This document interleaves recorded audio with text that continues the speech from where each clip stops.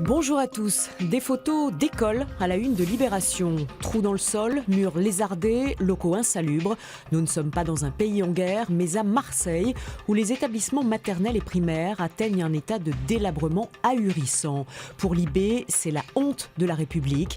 La municipalité chargée d'entretenir les écoles publiques est accusée de les laisser à l'abandon. Préfabriqués du siècle dernier, qui laissent passer l'eau quand il pleut, présence d'amiante, chauffage défaillant, tuiles qui tombent dans la cour de récréation ou salle de sport dans des caves. Les exemples ne manquent pas, photos à l'appui. Les témoignages aussi sont édifiants, comme ce parent d'élève qui déplore que les enfants arrivent à l'école en bonne santé et en ressortent malades. Et pourtant, rien ne change. Ces enfants-là ne suivent pas toujours une scolarité classique. La Croix s'intéresse aux jeunes autistes et à une expérience menée à Nantes. Depuis 1 an, des adolescents suivent des ateliers avec des robots et les résultats sont bluffants. Le comportement des jeunes change totalement au contact des humanoïdes. La mère d'un autiste de 12 ans raconte avec bonheur les progrès de son fils, dont la rentrée au collège s'est bien passée et qui arrive désormais à manger à table, s'habiller seul et jouer au foot avec des copains. Il est rouge, il a 116 ans et chaque année, il fait trembler le monde de la gastronomie.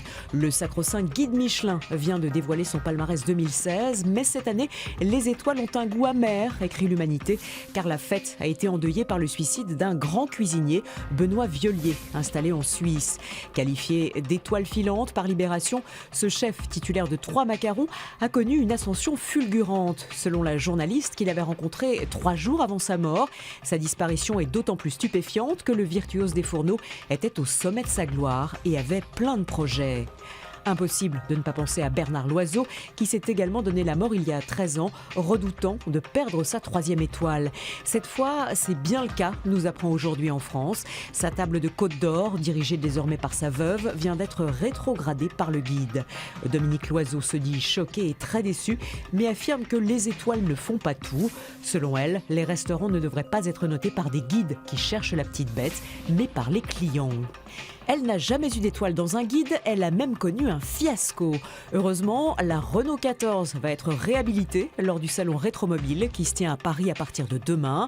Le Monde lui consacre une pleine page et nous rappelle qu'elle était surnommée la poire. À défaut de séduire les filles, le conducteur d'une R14 les fait rire. C'est déjà ça. Belle journée à tous.